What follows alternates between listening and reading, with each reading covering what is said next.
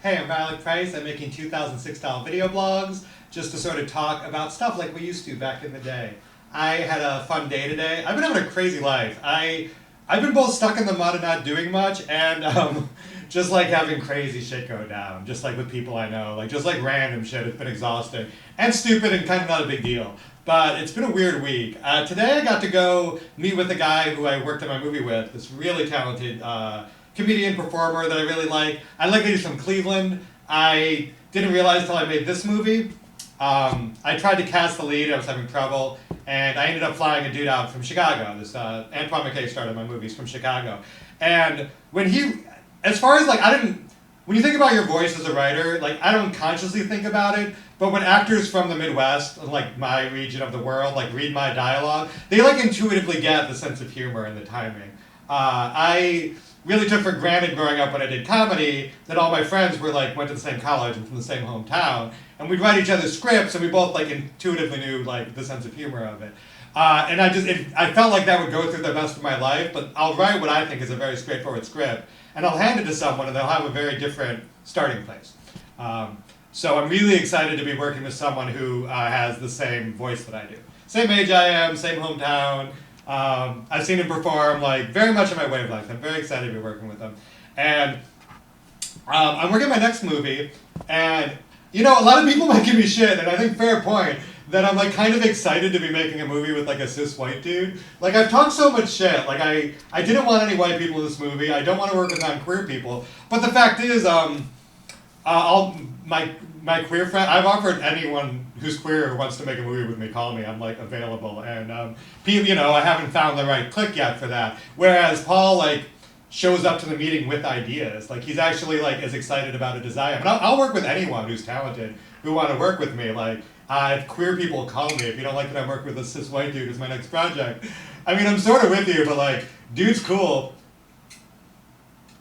We're gonna make a sick movie. He has a really good sense of humor. It's cool because also like working with someone you've been a fan with, like is like it's really exciting to reference. But anyway, we talked about the movie runaway. We were talking about doing like a Big Lebowski thing, which is like, I mean, it's been long enough. People love Big Lebowski. There's nothing wrong with making a movie about like losers who hang out. Like it's a great starting place for a movie. I love these steel straws, but no, I don't.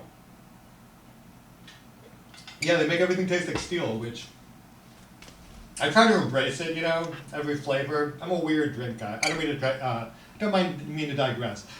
So the movie we were talking about writing was going to start as a Big Lebowski thing, and then a Jim Jarmusch thing. And I was really excited about a lot of things about it, but I think we found our groove today, where it's kind of going to be like a return to Oz, like a fantasy. Like he joins a cult and they transport him to like a magical realm, and we'll do like more like interesting practical effects. I have some ideas on how to like find like weird sets that you can rent, like photo sets, and shoot them as like kind of expressionist, kind of 80s, kind of retro, kind of lo-fi, almost theatrical like look to the movie. So there'll be lots of like weird hallways and weird sets. I have like visually, I think it's going to be like a fun challenge to like set it in the real world, have no money. We're not shooting it with anything. Maybe a little if we get it, but it's happening either way, and if we get money, great. That's sort of my attitude on filmmaking now. You can sit around and wait for money forever and grow old. I have friends who've been trying to make a movie for 10 years, and you talk to them, and they still are like, oh, we're working on funding, blah, blah, blah, blah, blah. You could be on your 8th movie by now. You know what I mean? Like, I want to make movies. I want to make them now, and I want a lot of them. So that's the other thing, too. Like, this is one movie I'm doing, but the next one's going to be, like, even fucking gayer. Don't you worry. I'm still a faggot. It ain't changing. But anyway, yeah, so it's going to be like a return to Oz, the Phantom Toll Booth, wandering through like a surrealist world, and each are like labyrinth, where like you meet a new weird character. Except those weird characters will be people I know who are like weirdos. Like I have a lot of insane people in my life, and with like really interesting looks and like lifestyles and attitudes. And it'll be sort of like Big Lebowski, where Big Lebowski is like exploring like a weird scene of characters at like a weird moment in time through like a weird lens. Same kind of thing. Like we'll have like a Maud Lebowski scene, like that kind of energy and like the power exchange. Except it'll be more fantastical and maybe even gender fade, dare we say. Like a bit of the fair folk there. And when I'm having a few stories cross through it, I think that's always my fallback. I think movies are really long, and having multiple stories is just like a great technique to one, keep it fresh, two, get more variance, more energy. I really like movies like Pulp Fiction that have multiple storylines. It'd be hard for me not to if I was in charge of a project, not to, have more than one character. It's kind of straightforward. It's also like more queer to me to like have an ensemble of characters. To me, that's a lot more exciting than like one dude. But also, I want it to be his quest will be like the working title is "What Is a Man," which is a dual reference to the bad guy and the good guy. Is This a Man? It's a reference to Is This a Man and the transphobic book. So it's going to be about him learning about masculinity and learning about crypto and learning to be an alpha and kind of like on an Andrew Tate journey to manhood, but written by me. And I think I have some fun. I think I'm at least qualified to have a very good comedy on like what it is to be a man. Really excited. Like if I'm gonna work with a dude that's gonna be like what it is to be a man, he will learn on this journey. And it will be hilarious and they will talk about crypto a lot. That's all I know. And speed running. These are key components of the next movie. The other thing I wanted to talk about, I don't know if this is dark, trigger warning, but I realized that I go through like a lot of shit in a week and people like don't live that way. I don't know, like I realized when I was doing a podcast, we started telling stories about like crazy shit when I'm out on the street and I get assaulted. And I realized I had like a lot of stories. Like I go out, some shit happens, I whatever, I blow it off and then I move on with my life. I'm not like sitting here like, no one wants to hear it and it doesn't matter because I was safe, happy ending. But I realized like, did you guys know that I'm assaulted constantly?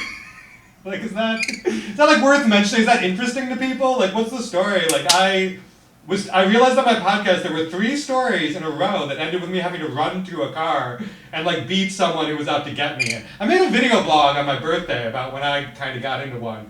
But I like, they're all kind of boring. It's like I fell off a scooter and like 6 people surrounded me and started yelling slurs and I had to like run away. Like that's like one of them. On top of that too, like at least once a week I get like a suicide letter from someone I know. That's part of it. Like I have a lot of outreach in my community. I'm always trying to help people and I'm not complaining. I'm not trying to dox anyone either, believe me.